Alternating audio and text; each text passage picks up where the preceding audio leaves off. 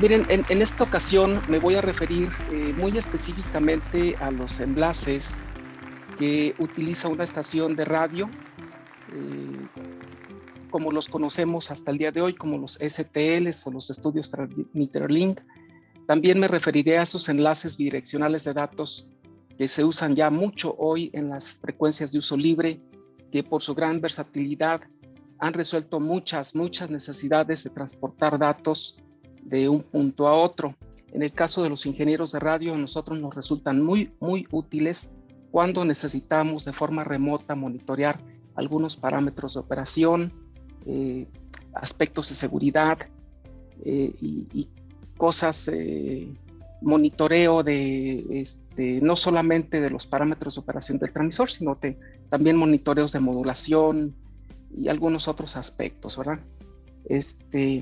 Lo que quiero yo platicar, algunos aspectos muy básicos de lo que se relaciona con eh, la planeación de estos enlaces, que con el paso de los años han venido a tomar más posición en el campo de la radiodifusión. Esto pertenece más al área de las telecomunicaciones, pero los ingenieros de radiodifusión hemos tenido necesidad de diversificar un poquito más los conocimientos con el propósito de que cuando está uno en campo poderle dar una solución a los radiodifusores, a los clientes.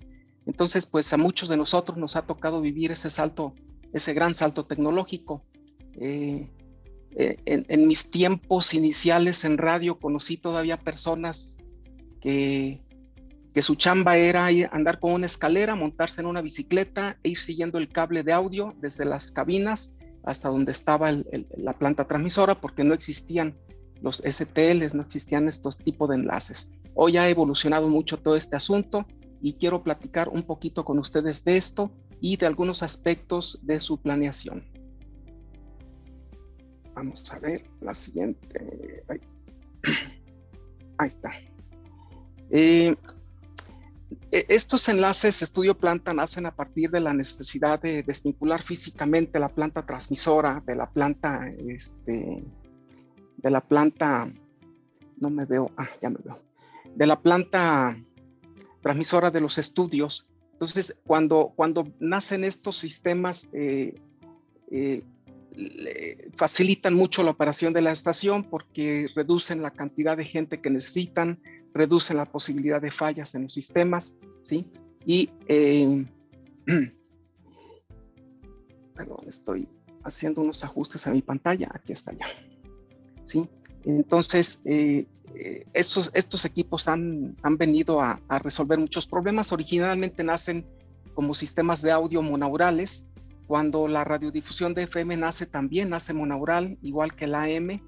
En la década de los años 60, si no recuerdo mal, la FM se convierte en estereofónica y la necesidad de los enlaces se modifica. Entonces, muchas veces lo resuelven con un enlace para un canal izquierdo y otro enlace para el canal derecho.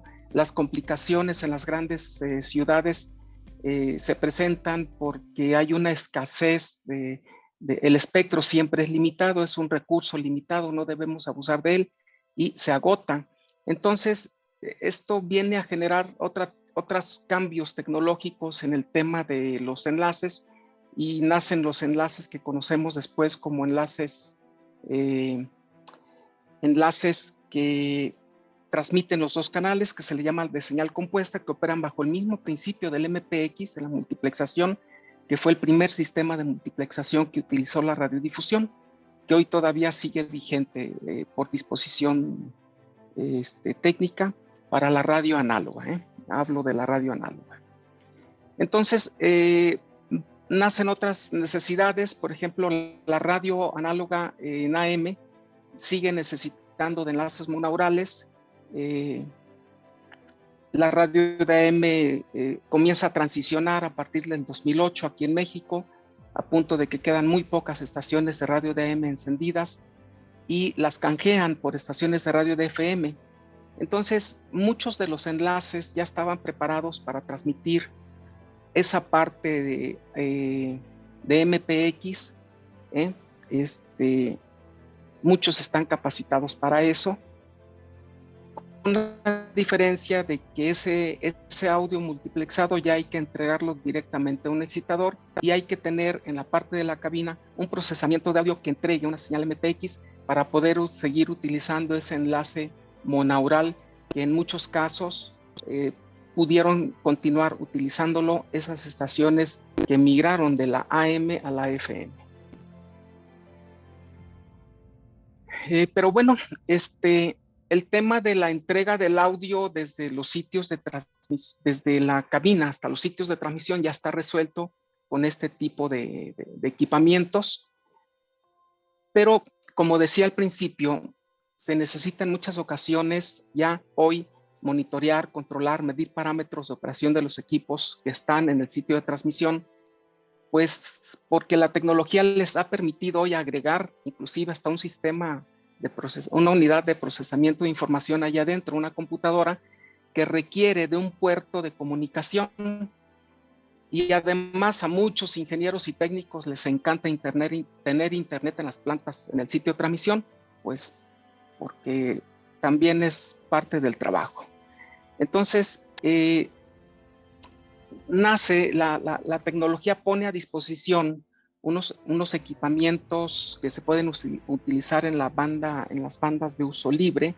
Muchos ya los conocen, muchos radiodifusores los conocen, de hecho los usan, de hecho los usan porque les han resuelto algunas necesidades. Yo tengo el caso de un cliente que cambió su domicilio a un lugar donde después le dijeron que no había internet y tomamos la internet de su edificio y se lo llevamos allá a su casa. Entonces, estos radios son bastante versátiles, son radios de datos, no saben qué transportan, solamente saben que transportan datos. Viene a facilitar esto mucho la operación de una estación de radio porque con base en estos radios se puede tener un respaldo de audio para los enlaces de los que hablaba hace un momento, los STLs, y por ese mismo canal de comunicación, si hay buena capacidad, transportar también otro tipo de informaciones. El protocolo TCP/IP vino a resolver muchos problemas a las comunicaciones de hoy. Entonces, la radiodifusión pues no dejó de ser un medio que se vio beneficiado con esto.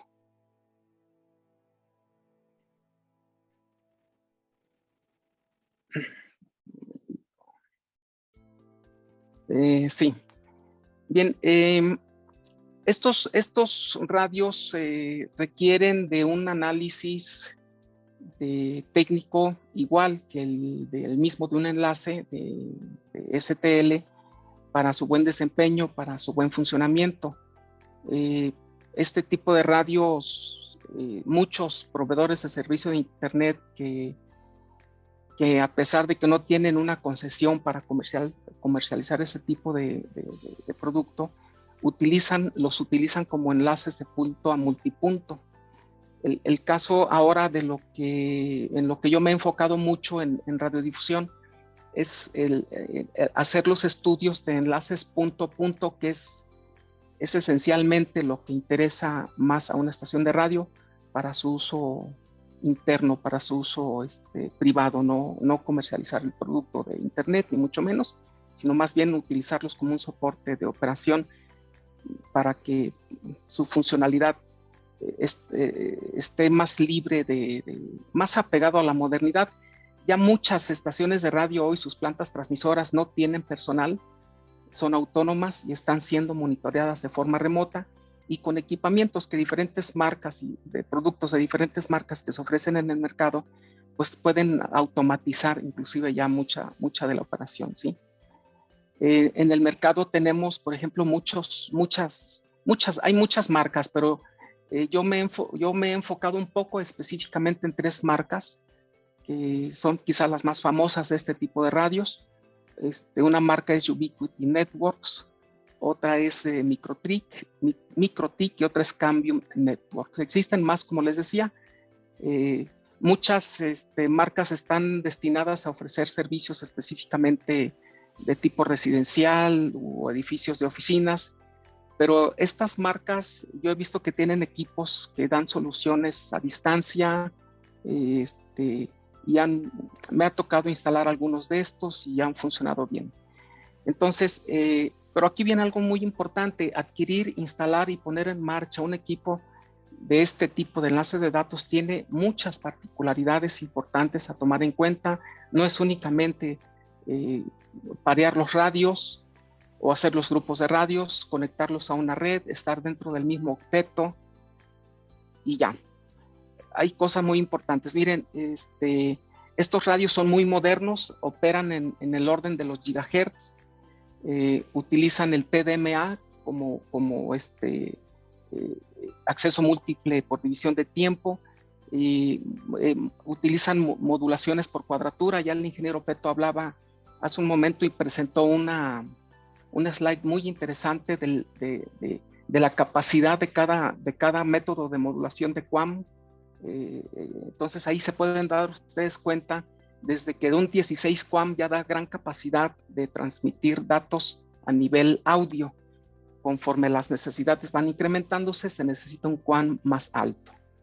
Entonces, y la característica importante de estos radios es que no requieren de una autorización expresa del órgano regulador para operar. Esto quiere decir que el espectro está en muchas zonas del país, o en muchas regiones del país, está saturado. Y de ahí deriva hacer una buena planeación del sistema que se vaya a instalar. Miren, los aspectos más importantes a considerar cuando se pone un STL, un estudio transmitter link, o un enlace estudio planta, o un enlace punto a punto, siempre, independientemente de la frecuencia en que operan, es considerar las zonas de Fresnel.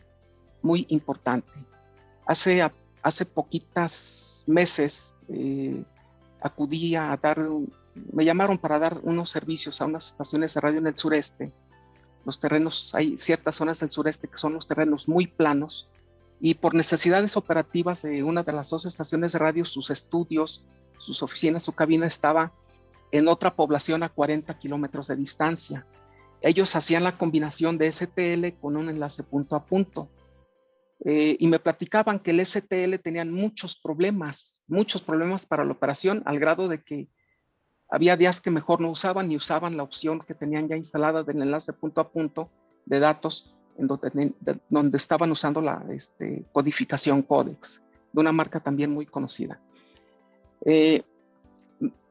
Hice el trabajo que tenía que hacer, tomé algunos datos, hice ese mismo día en la noche en el hotel, hice los cálculos, y el cálculo me resultaba que las antenas deberían de estar a 140 metros de la superficie, por la distancia y la frecuencia.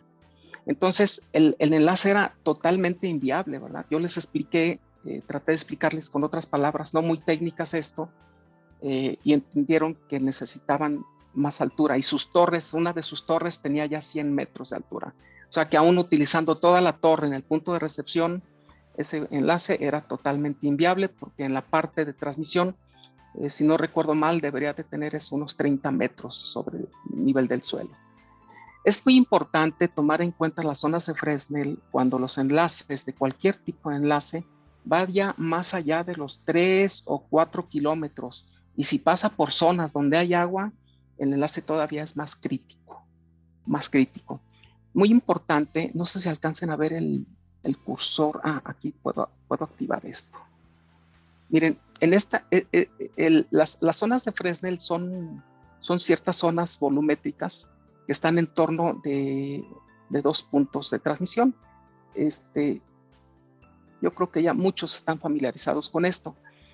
Una de las cosas que se recomiendan cuando la zona de Fresnel no está totalmente libre, por ejemplo, supongamos que este punto está parcialmente metido en lo que es el volumen de la zona de Fresnel, se recomienda que deje libre un 70% de ese volumen para que el enlace sea más o menos viable. Cuando los enlaces son análogos, tenemos un problema de relación señal a ruido, y cuando son los enlaces digitales, como los de punto a punto de datos, no es solamente una señal ruido que ustedes pudieran en algún momento percibir, sino que es una interrupción del servicio, o bien, en un caso menos drástico, la reducción de la transferencia del throughput de datos, ¿verdad? Esta zona de Fresnel está considerada porque no es solamente la línea que va de punto a punto, la línea de vista, sino que en torno a la línea de vista podemos tener deterioro de la señal por reflexión de la señal, o también podemos tener un problema de atenuación por absorción.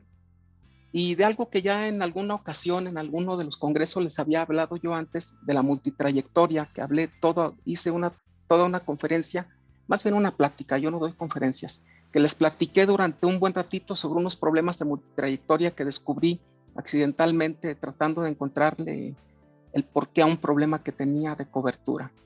Entonces, entre lo que es la reflexión de ondas que se puede dar en zonas cercanas a la zona de Fresnel, o ya dentro de la zona de Fresnel, o alguna cuestión por absorción que se da por la superficie terrestre, o la desafortunada multitrayectoria, que es muy difícil de controlar, tenemos un problema, factores que pueden producirnos problemas muy importantes en lo que es en un enlace punto a punto. Por eso, la idea de platicarles esto hoy, de la necesidad que hay de que siempre se haga un cálculo de la zona de Fresnel. Hay que desempolvar la calculadora, o los que no son de la época de la calculadora, abran un Excel y hagan una hojita de cálculo, o los que tampoco les gusta mucho emplear mucho tiempo en esto, debe haber 500 páginas web en internet que le ponen allí los datos y les da allí un resultado.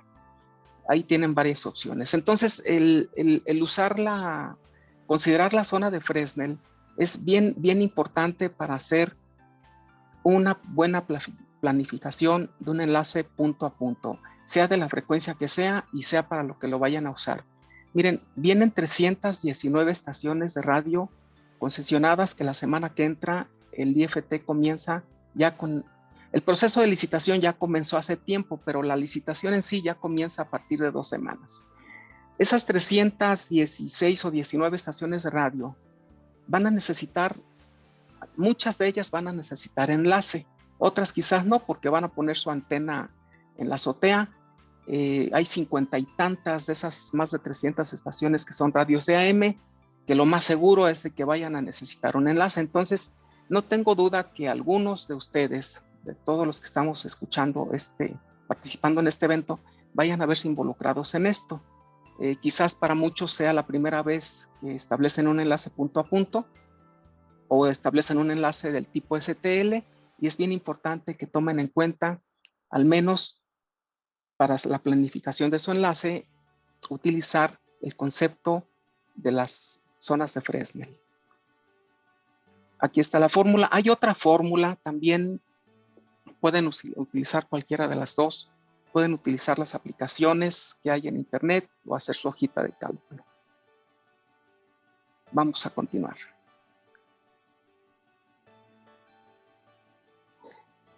Entonces, ya les comentaba, me adelanté un poquito sobre el 60-70% de obstáculo máximo, perdón, de volumen máximo permitido para dentro del elipsoide, como una oclusión dentro del 100%, para que un enlace pudiera en algún momento ser mínimamente viable, ¿sí? Muy importante. Continúo. ¿Cuáles son los aspectos? Una vez que se confirma que tenemos una buena elipsoide, una buena línea de vista y despejada en la zona de Fresnel para poder establecer el enlace, tenemos que pasar a la etapa de los decibeles, de la cantidad de energía que va a transitar por ese canal de comunicación.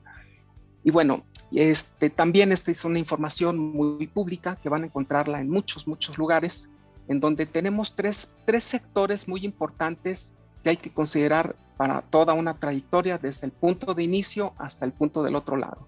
Aquí se dibuja solamente la línea de transmisión a recepción. En el caso de los radios punto a punto, que sí son bidireccionales, se invierte esta trayectoria, pero al funcionar en una, quiere decir que tenemos prácticamente la misma funcionalidad en la otra, solamente considerando que podríamos tener más factores de interferencia por frecuencia en el punto de transmisión que en el punto de recepción o viceversa. Pero en general estos son los datos de los cuales una suma algebraica es suficiente para poder saber qué es lo que está pasando aquí. Bien, generalmente los transmisores nos entregan un nivel de potencia.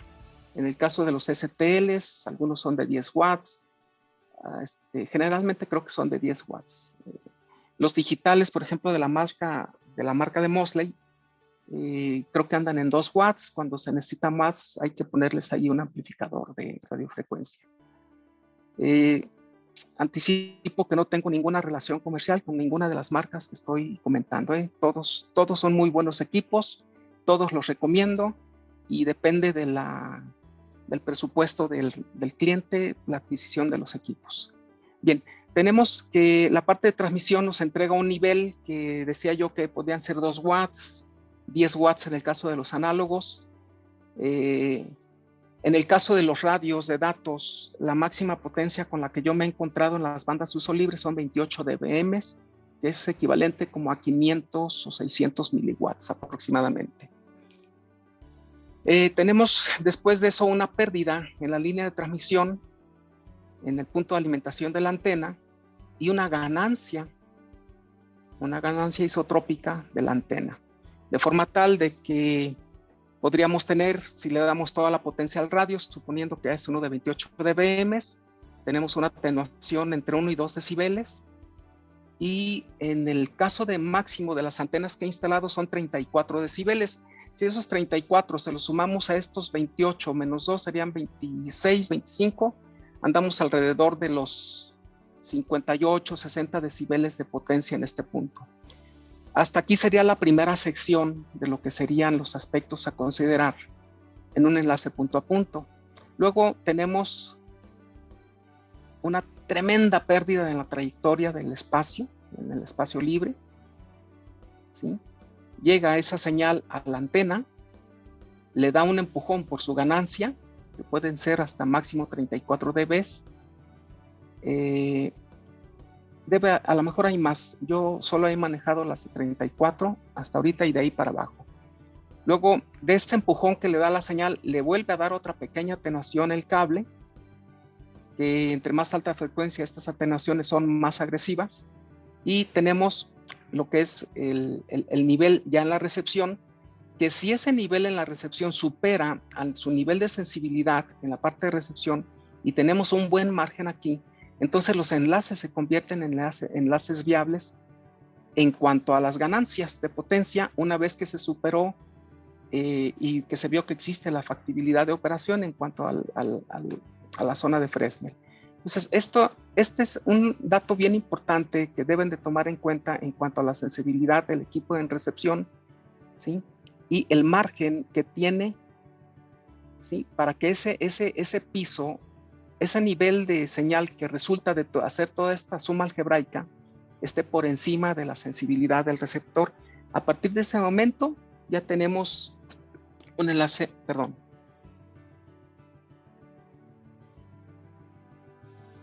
un enlace viable. Entonces son estimar las ganancias y pérdidas en la parte de transmisión, considerar la pérdida en la trayectoria y estimar las ganancias y pérdidas en la parte de recepción. Esto y el tema de la zona de Fresnel son los dos aspectos, no son los únicos, son los dos aspectos más importantes que hay que tomar en cuenta, porque luego vienen aspectos, por ejemplo, como la nieve, cuando está nevando, debe haber casos en donde está nevando, luego hay casos de lluvia, por ejemplo. Los casos de temperatura y humedad afectan más a la multitrayectoria, pero entre más alta es la frecuencia, más pueden verse afectados.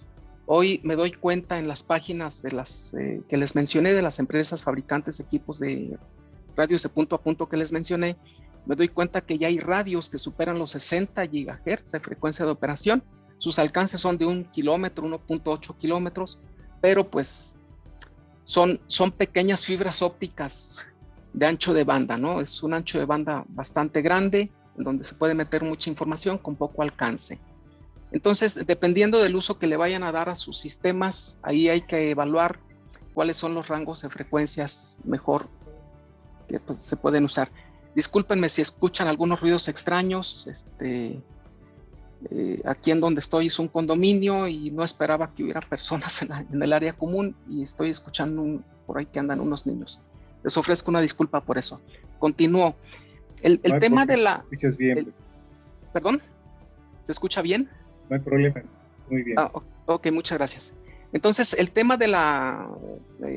Aurelio, ¿cómo voy de tiempo? Aprovechando. Mira, te quedarían 2 minutos, pero como vamos colgaditos, no hay problema. 2 minutos. Bueno, voy a irme ya. De hecho, estoy muy próximo ya a terminar. La pérdida en la trayectoria de la propagación, gracias. La pérdida en la trayectoria de propagación también la pueden calcular en función de la frecuencia, de la distancia en kilómetros. Es una fórmula muy general, es una fórmula que recomienda la UIT para calcular las pérdidas básicas. Entonces yo les recomiendo que la usen. Ahí, insisto, quieren desempolvar su calculadora, su teléfono, su Excel, o por ahí busquen una página web que les resuelva esto más con algunos teclazos. Hoy en este tiempo todo lo tenemos al alcance de un clic. Continúo. Miren, bien importante la planificación de las frecuencias, y este es el último importante comentario de la plática que quiero dar. Si cae en sus manos la posibilidad de tener un enlace punto a punto de datos, en donde tienen la posibilidad de asignar la frecuencia de operación, por favor, cuando configuren el radio, elijan México como país donde va a operar el equipo, porque desafortunadamente las marcas fabrican radios para todo el planeta. Entonces llegan los radios a México y alguien que realmente, perdón que me exprese de esa forma, pero que tienen poca ética, configuran Dinamarca o configuran Rusia o configuran Estados Unidos. Y el tema es de que las bandas de uso libre, por recomendación de la UIT, están adoptadas en todos los países. Nada más que los países tienen ciertas necesidades en las orillas de las bandas. Algunos agregan canales, mejor dicho, agregan frecuencia, otros reducen frecuencia, aumentando o reduciendo la capacidad de canales. Yo les recomiendo que utilicen México porque de otra forma podrían estar en la situación de producir algún tipo de interferencias. Hoy en el Colegio de Ingenieros estamos hablando mucho de las interferencias que se están presentando principalmente para la navegación aérea y por las complejidades que para el Valle de México está teniendo la construcción del nuevo aeropuerto. Entonces, algo que sí les pido como una recomendación de colegas es de que usen los espectros asignados a México. Si ustedes gustan, los espectros asignados en México para los servicios auxiliares de radiodifusión, que sería para los enlaces, los pueden consultar en el link que está allí en esta slide, ¿sí? Y para el caso de los equipos punto a punto que operan en bandas de uso libre, también aquí les dejo el link por si gustan, y me gustaría que se dieran tiempo de que los checaran para que cuando configuren uno de estos equipos de radio, por favor, háganlo en las frecuencias que el IFT tiene asignado a México y evitar problemas. Y cuando hablo de evitar problemas son los que se le provocarían a terceros o en su momento ustedes evitarse un problema que el IFT a través de sus unidades móviles monitoras pudieran detectar que ustedes están ocasionando ese problema.